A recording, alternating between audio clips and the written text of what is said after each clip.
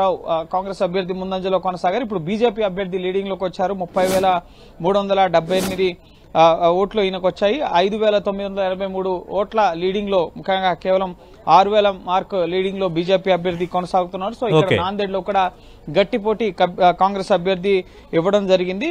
ముఖ్యంగా సంత్కూరావు, మార్తోరావు, అంబాడే ఈయన బీజేపీ అభ్యర్థి ప్రస్తుతం అక్కడ లీడింగ్ లో కొనసాగుతున్నారు. సో ఓట్ల లెక్కింపు అనేది ప్రశాంతంగా కొనసాగుతుంది. మరో 11-12 గంటలకల్లా కూడా ఈ రెండు రాష్ట్రాల అసెంబ్లీ ఎన్నికలు అలాగే లోక్సభ ఉప ఎన్నికలకు సంబంధించిన క్లియర్ ఫలితాలు 11-12 గంటలకల్లా కూడా స్పష్టంగా తెలిసే అవకాశం ఉంది. సతీష్. రైట్ గోపి, మరికొన్ని సేపట్లో మీ అప్డేట్స్ తెలుసుకునే ప్రయత్నం చేస్తాను. జార్ఖండ్ లో మ్యాజిక్ ఫిగర్ ను అటు ఇండియా కూటమి దాటింది. అక్కడ మ్యాజిక్ ఫిగర్ 42-43 స్థానాల్లో ఇండియా కూటమి లీడ్ కనబరుస్తోంది. కొంత ఇది కాంగ్రెస్ పార్టీకి ఉపశమనం కలిగించే అంశం. బట్ వేరే మహారాష్ట్రలోనైతే ఘోర పరాజయం దిశగానే అడుగులు పడుతున్నాయి. ఇప్పటికే ఎన్డీఏ లీడ్ 209 స్థానాలకు చేరుకుంది. అక్కడ మ్యాజిక్ ఫిగర్ 145కు మించి దాదాపు 55+9 అంటే దాదాపు 64 స్థానాల్లో ఇంకా మెజార్టీని కనబరుస్తుంది. ఇక్కడ బీజేపీ సిగ్నిఫికెంట్ విక్టరీ అయితే ఉంది.